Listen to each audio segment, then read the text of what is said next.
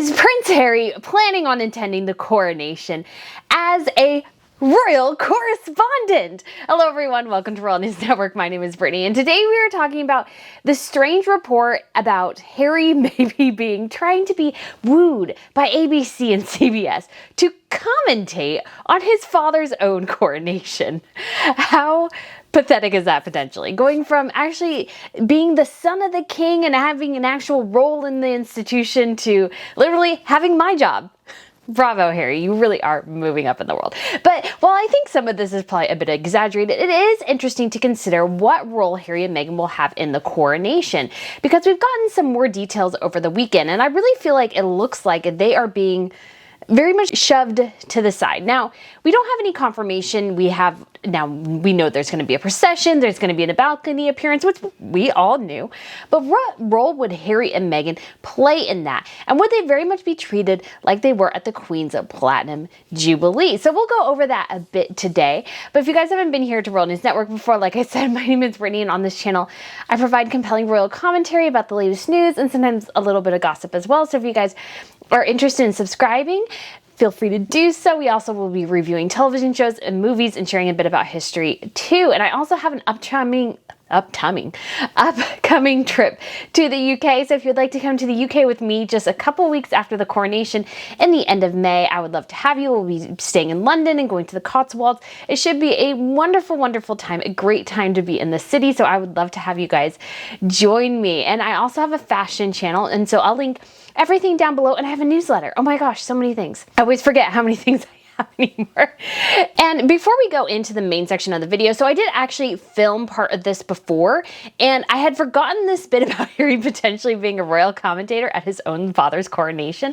So I did film a bit before, and I talked a bit about Harry's upcoming court case with the Daily Mail. So I'm going to go ahead and let you guys watch some of the original footage here. So go ahead and take a watch. Before we go into the coronation stuff, we do have an update on Prince Harry's lawsuit against the Mail. So apparently there was a period of time where they were trying to negotiate a settlement, and Harry is only allowed to get about $321 or so thousand if they settle. That is the peak of what he can get.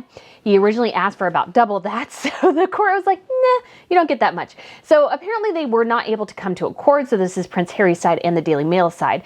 So this case is in regards to his security measures. So in their article, when they revealed basically to the world that Prince Harry was suing his own grandmother's government at the time to get his internationally protected person status back, basically. Well, I guess I wouldn't go that far, but he was trying to get his security back. He claimed he would pay for it, and he also really is trying to investigate who stripped him of that IPP status, because that IPP status, what that entails is that Harry could request security from my government. Well, actually, he doesn't have to request security. Anytime Harry goes to a different country, that country is obligated, because he would maybe have that internationally protected person status, they would be obligated to augment his security efforts that are already in place. So in the United States, believe it or not, if he had that status back, we would be paying for his security. Oh yes, we would be. So the Mail revealed this story, and Harry was really frustrated because he claims that they implied that he was trying to keep this secret from the public. Now, I kind of agree with the Daily Mail, because I don't think he really wanted people to know this exactly. But anyways, so they are going to trial over this now, apparently, because they were not able to come to accords. And I think there's a lot of questions about if Harry and Meghan are using some of their legal maneuvers to offset their bank accounts. But at the end of the day, are they really winning? I always feel like they start these cases, and yes, Meghan technically won hers, but I also felt like she really, really lost that too. So Harry going down this similar path is kind of interesting, and I really feel like it's a fool's errand in a lot of ways, because the media will still report things, and they'll report things, Harry and Meghan, that you don't like, and that's life. So getting back to the coronation though. So here are the couple details that we have, and this was given in a press release by the palace on Saturday evening. Okay, so just to go over, we'll get to the ceremonial, the day itself later, but the day after the coronation, there will be a special coronation concert at Windsor Castle, produced and staged live by the BBC and BBC Studios. It will bring together global music icons and contemporary stars together in a celebration of the historic occasion. So the audience will be filled by volunteers from the King and Queen Consort's many charity affiliations, and the concert will see a world-class orchestra play interpretation of musical favorites fronted by some of the world's greatest entertainers. Alongside performers from the world of dance, the performances will be supported by staging and effects located on the castle's east lawn, and will also feature a selection of spoken word segments delivered by stars of stage and screen. So there will be a ballot for tickets to this event. I'm actually kind of excited about that. I enjoy classical music. Actually, one of my favorite groups to listen to is the Piano Guys, and they actually do something similar to this. So they mash up contemporary songs with classical. So one of the greatest ones I think that they've done, which is probably my favorite, is In My Blood and Swan Song. So they're doing I think it's Shawn Mendes' In My Blood song, and they mash it up with Swan Lake. And so it's actually a really, really cool interpretation, and they do a lot of other things. So they'll take Love Story from Taylor Swift. They've taken You Say, which is by Lauren Daigle, and they just take a lot of different songs, or Perfect by Ed Sheeran, which he played for Her Majesty the Queen before she came out for the final time for her Platinum Jubilee. So I like it that it sounds like they're going in that direction. So I'm super excited about that concert, because I wasn't really interested in the initial concert. I know I'm an old fuddy-duddy in a lot of ways, but I really do appreciate classical music and great musicality. That is something that's just, I don't like noise. Let's just put it that way. And so I'm really excited about that. I think that'll be fantastic. In addition, they will also have the Coronation Big Lunch. So neighbors and communities across the United Kingdom are invited to share food and fun together at the Coronation Big Lunches on Sunday, the 7th of May. So this is the day after the coronation, in a nationwide act of celebration and friendship. From a cup of tea with a neighbor to a street party, a Coronation Big Lunch brings celebrations to your neighborhood, and it's a great way to get to know your community a little better. This is very reminiscent of the Jubilee luncheons that they encourage people to have at the final day of the Jubilee on Sunday. So I feel like this very much is secular to what we had last year in a lot of ways. So I'm very excited. I went to the Jubilee last year. It was great fun, a lot of chaos, so many things going on, and huge crowd. So it'll be interesting to see how this all comes together. I need to work on, fingers crossed, getting press credentials. I'm still a little nervous about that. So if anybody has a connection to the palace, let me know, or at least their PR team, because they don't have it anywhere. So it'll be a little bit of working around to try to get there. So I think this will be a fantastic event, and it'll be great to see people come together for this. And I just love the idea of a luncheon. And then on the final day, on Monday, what they encourage people to do is a Big Help Out. The Big Help Out will be held on Monday, May 8th. And is organized by the Together Coalition and a wide range of partners such as the Scouts, so that is a organization Catherine is patron of, the Royal Voluntary Service, and faith groups from across the United Kingdom. The Big Help Out will highlight the positive impact volunteering has on communities across the nation. So I imagine we will see the royals, especially Catherine, because the Scouts are involved, out doing some of these big help opportunities. So I think, again, bringing communities together, bringing groups together is a great way to cap off the King's coronation, because you do have the complexities right now of a cost of living crisis. So the question is, can the monarchy manage that with the great pageantry, manage it helping local communities, which I think is what they're trying to do here, because you don't want to seem too ostentatious if people can't afford their electrical bill, or if the power grid is going to ask people to cut down on their electricity use when it's very cold because they don't have enough energy to support powering things. So it'll be interesting to see, I think, how this all comes together. And again, to me, it's very reminiscent of the Queen's Platinum Jubilee. But here's what we know for the day of the coronation itself. So the coronation service will take place on the morning of Saturday, May 6th at 2023 at Westminster Abbey. The coronation is a solemn religious service as well as an occasion for celebration and pageantry. Their Majesties the King and Queen Consort will arrive at Westminster Abbey in procession from Buckingham Palace, known as the King's Procession. After the service, their Majesties will return to Buckingham Palace in a larger ceremonial procession known as the Coronation Procession. Their Majesties will be joined in this procession by other members of the royal family.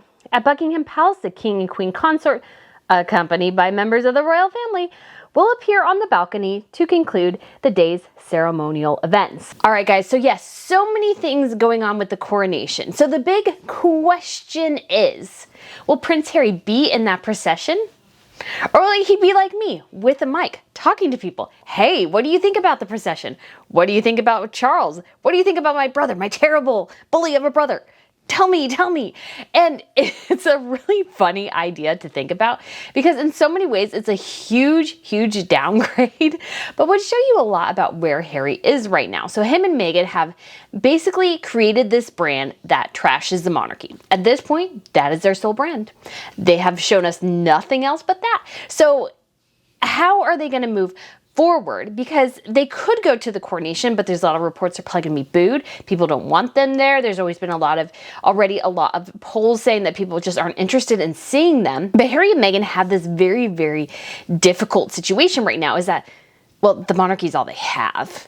They really need the monarchy. They need to have the monarchy because other than that, what are they selling? So at this point, we have no clue what the future holds for Harry and Meghan because, I mean, there's rumors that Meghan's going to write the book, but the only thing that we know for sure is coming again is the Invictus Games documentary, and that's not going to drop until the summer. And so Netflix, I'm sure, is like, well, what else do you guys got for us in the meantime? Now, there's been reports they really want a Keeping Up with the Sussexes reality TV show. And we also have just a lot of reports about Spotify. They are letting go 6% of their staff members, the 600 people, and including in that, although she officially just kind of quit, but I'm sure because she was cold the same day, she was basically given the thing of saying, well, we can either publicly fire you or you can leave. Those are your two options. And she's like, well, I'll leave. Make it look like I came out on top. And so the person who actually got the deal with Harry and Meghan, she's left. And so they have Archetypes, which did not do well. They had one podcast that also did not do well. And granted, yes, they put Archetypes as #1, but she admitted, this woman of content production admitted that the only podcast that was doing gangbusters was Joe Rogan. And so they hired all these podcast people, and Spotify is sort of beginning to find out that maybe this wasn't the best idea. They're not seeing their return on investment. And especially considering the fact that I feel like out of every group Harry and Meghan have signed up with, the publisher has come out by far on top, I think, in a lot of ways. Netflix, they did okay, but will it stand the test of time? I think Spotify got the worst end of the deal. Because Meghan did this podcast, and it's like, did anybody care? Did it add any sort of conversation to anything? I just don't really think it did. But that's a whole nother video, which I'm planning on filming. But back to the coronation. So Harry and Meghan, they have to go. They have nothing else. Besides the Invictus Games documentary, Meghan is a boring podcast host. She can't really interview people very well. So the future of Archetypes, I think, is highly in doubt, especially with their culling and they're losing their content person who actually signed Harry and Meghan. So huge question there. And nobody really wants them there. Most likely they will be shuffled to the back because I have made the prediction, and I think this is 100% correct. If they go, and I was right about the Jubilee, going to say right now, I was right about the Jubilee, that if they go, it's an opportunity once again for the monarchy to put them in their place and kind of publicly humiliate them. And that might sound harsh, but this is I don't want to say a game in terms of you shouldn't take it seriously, but this stuff is high stakes. This is not just you can do whatever you want and yada, yada, yada. No, the monarchy, everything that goes on within it, this is high stakes stuff. And Harry and Meghan have just made a disastrous appearance. And not to mention the fact they're not popular. So there's no great outcry of, oh, bring Harry and Meghan back. Aren't they so fabulous and wonderful and everything? No, their popularity ranks have gone down. So have the rest of the royal family in reaction to Harry's book. But William and Catherine still come out on top. Charles comes out on top. Camilla comes out on top. Harry and Meghan, they're in the final 3 with Prince Andrew. So they're in wonderful company there. Wonderful company right there. So they have this situation where there's no outcry to bring Harry and Meghan back. They're probably not going to be well welcomed to this event. And even if they do go, they will be shuffled to the back. They will be at the very back. If they go on the procession leading the church, they will be in the very back of it. So what's another option? Royal correspondent Harry. And apparently some of these networks are thinking of giving him a couple $1 million for this. And you got to think of Harry and Meghan are desperate for money. And how do we know this? How can we guess this? Well, they have a $15 million house that has, I'm sure, an enormous level of upkeep. They require an extensive 24-hour security arrangement, which I'm sure is burning through their cash like nothing else. And while Spotify didn't do well, Netflix did, so they may have gotten a bonus on top of that. But if it's a $100 million deal contract, they're expected to produce perhaps 5 to 10 projects. What do they have off the ground? 1. And 2 is coming out next summer. The third one didn't even wasn't even a blip on the radar. Nobody watched that thing. So Netflix is like, okay, we're losing subscribers. We had a little bit of the bump at the end of the year, and we think your guys' thing helped with that. Although I would actually put a lot more emphasis on Wednesday. Harry and Meghan were still beaten by the Tindler Swindler. Now, granted, the Tindler Swindler had been on for a longer period of time, but Harry and Meghan, by all measures, should have beat them, even in that short period of time, because the Tindler Swindler does not have the level of attention Harry and Meghan do. And this idea that it didn't beat that, I think, is really hysterical. So we shall see what happens. So Harry being a royal correspondent, I don't think is entirely outside the realm of possibility. But here is the most hysterical bit. What can this man tell you about the coronation? Absolutely nothing. I would hire 20 other people. I would even tell other networks to hire me because I'd actually do the research. I have this postcard and I really need to find it because it goes through every king and queen of Great Britain and it kind of does it as a rhyme. And so it's like, Ned the Bad, and I forget it. But it goes through all the royals, and you could actually memorize it. I think it's somewhere in all my stuff. I have a lot of stuff, guys. It's somewhere in the menagerie of things. And I don't have time to go through everything, but I will find that because I think that is awesome.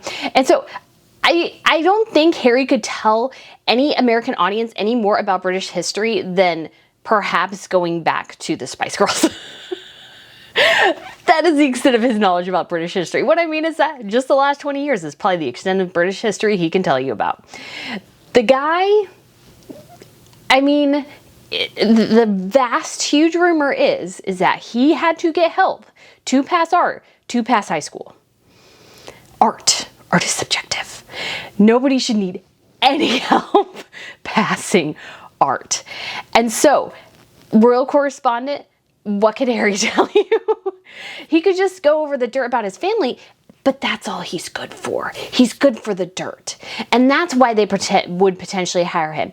And Harry is desperate for money, I think. Him and Meghan, they live an extraordinarily expensive lifestyle. I think they are living beyond their means. And yes, some of that money is finally beginning to funnel in, but their reputations have both taken a hit every time they open their mouths. Their popularity ranks get lower and lower. And I'm sure they're getting a lot of pressure from all these businesses going, hey, we need our pound of flesh. We got this one thing, but we need more. We need more. What are you going to give us? What are you going to give us? We need more stuff on the monarchy. And so Harry and Meghan like, well, a couple $1 million, $3 or $4 million to stand there for 6 hours and talk about his own father's coronation, that's probably sounding pretty good about now. And so it's not, I don't think, entirely outside the realm of possibility. But I will say broadly, even if Harry and Meghan go to the coronation and are actually part of the procession and everything, they will be in the back of the procession and they will not be on the balcony. How do we know this? Most likely. So I did a little digging and I went back through and I watched the Queen's coronation, or at least a balcony appearance of it, because it's like a 4-hour long ceremony. So I watched their balcony appearance. So what happened? So at first, though, there is a chanting in the crowd. We want to see the Queen. So go ahead and take a listen here.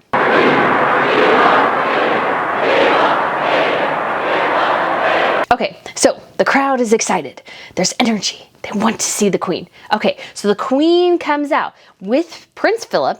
Her children actually come out behind her, and her ladies in waiting come around too. So the women who were her handmaidens type of thing in the coronation ceremony, they come out. And Prince Philip brings up the rear. So they're standing there for about a couple seconds waving to the crowd. And then the Queen Mother comes out, then followed by Princess Margaret. And then it looks like in some of the extended pictures I could see, there's a couple other people following in on the other sides of the balcony. So this would be some of the extended members of the family. Well, what will happen for Charles's coronation? This is what I think will happen.